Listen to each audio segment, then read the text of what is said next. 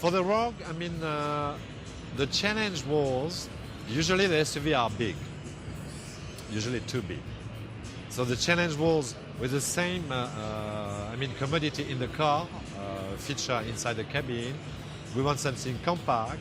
We want something with the value of the SUV, including design-wise, the styling should express this kind of what I call the fantasy of freedom. And at the same time, we want to be fuel efficient. We want to be modern somehow. That means fuel efficient, a high safety standard, this kind of thing. That was a challenge. The compact SUV or crossover market is becoming increasingly popular in Canada because we love compact cars like the Civic, the Corolla, the Sentra, the Mazda 3, and we have an increasing affinity for the crossover vehicles that are based on those compact car platforms. Nissan's first compact crossover was the X-Trail, always confused with the Nissan Xterra. This was a boxy vehicle that put most of the emphasis on utility and not much on sport. This is the new 2008 Nissan Rogue, putting much more emphasis on sport than utility. And with a name like Rogue, it won't soon be confused with any other Nissan product. There is no comparison in the styling department between the outgoing X-Trail and this new machine. The new Rogue looks great from every angle, but I think we've seen this shape before. There's not much designers can do with the overall SUV shape. You've got a hood, 4 doors, a cargo area, and a hatch. These units are all really starting to look similar. The new Rogue from the back resembles the Hyundai Santa Fe. The front shares styling elements of other Nissan products, but the overall look is pleasant. There are 2 trim levels to choose from, the S and the SL, either an all-wheel or front-wheel drive. The S has 16-inch wheels and this SL has 17-inch wheels. Now there's one problem with the rear quarter panel on the Rogue. This window's very small and there's a lot of sheet metal, so it makes backing up and parking a little bit difficult. If you want information on specs or trim levels on the new Rogue, go to our website. Even though this new Rogue is more stylish than the X-Trail, it still has plenty of utility to please the average person. The cargo area has an optional flip-up cargo divider that keeps items from sliding around. There's even storage under the floor that can be wiped down. The Rogue is one of the longest compact crossovers, so the cargo area is quite roomy. The X-Trail had a very angular interior. The new Rogue flows very nicely with a driver-oriented cockpit. The seats are supportive, but if you want leather, they're only available on the higher trim levels with all-wheel drive, so I think a lot of people are going to be getting the cloth seats. Height-adjustable seats as well as heated seats are not available on all trim levels, and the steering wheel tilts, but it doesn't telescope. The Rogue can be well equipped with goodies like Bluetooth hands-free cell phone connectivity, XM satellite radio, keyless start feature, and more. The standard radio does have an MP3 jack. Air conditioning, cruise control, power windows, and door locks are also included. As would be expected in a 2008 product, front, side, and curtain airbags are included. So Zach, what do you think about the interior? Well, you know what? It's a very simple looking functional dash. Everything is very easy to use. You have to remember that this vehicle, even the higher end model like this one here, starts at under $30,000. So it's not super luxurious, but what Nissan has done is attention to detail. We always complain on this show about that cheap looking hard plastic, but feel the dash of this. It's a soft plastic. It isn't going to scratch. So they've done a good job. Nissan uses the same 2.5-liter 4-cylinder engine that they use in a lot of their products, and it's on both trim levels of the Rogue. It's got 170 horsepower and 175 pound-feet of torque.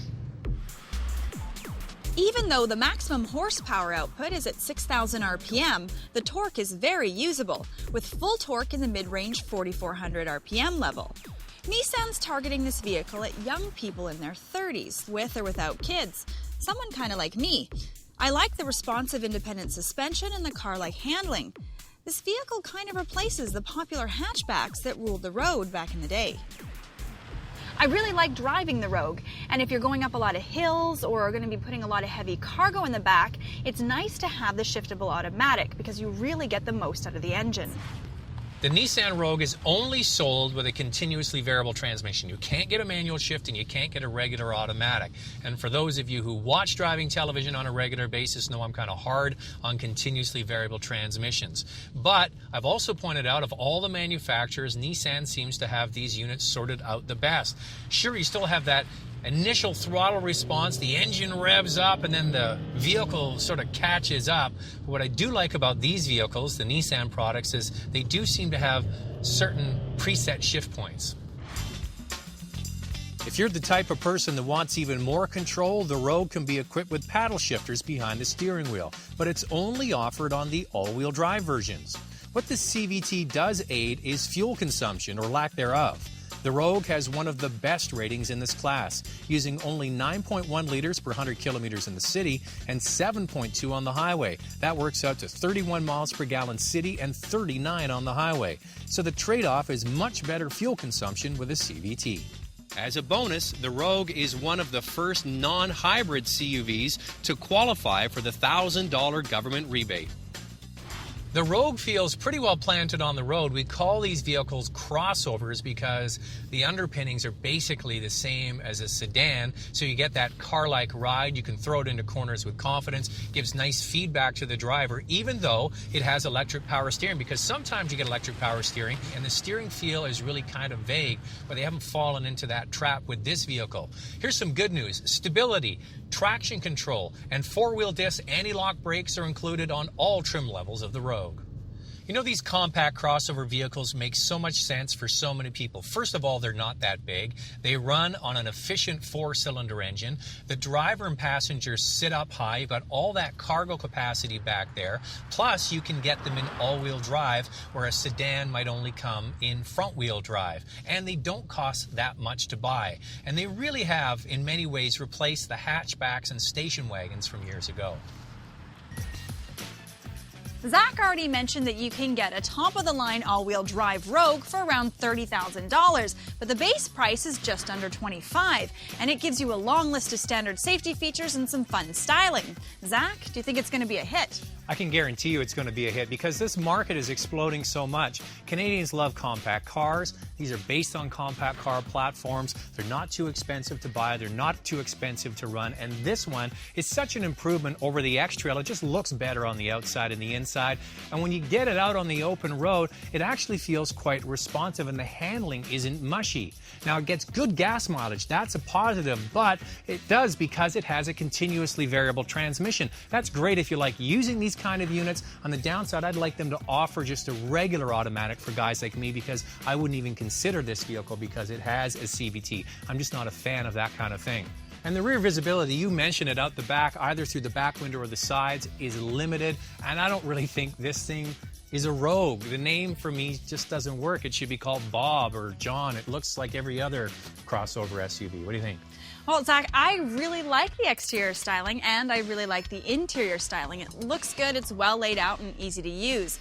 And for a 4-cylinder, it's got lots of oomph and good horsepower. Now, I actually took the Rogue shopping. I got a brand new TV, a kitchen table, some chairs, a bunch of cookware, and loaded it up. And I had no problems fitting all of that cargo in the back, which was great. And on the downside, I know Zach and I have both already touched on this, but when I was trying to back the Rogue out of my parking spot, I couldn't see out of that rear quarter panel at all. It was a huge problem, so buyer beware. I'm really surprised they named this thing after a Madonna song. What? You know the one, Rogue, Rogue, Rogue, Rogue, Rogue. All these years, Zach, I thought it was Vogue. No, it's Rogue. It is.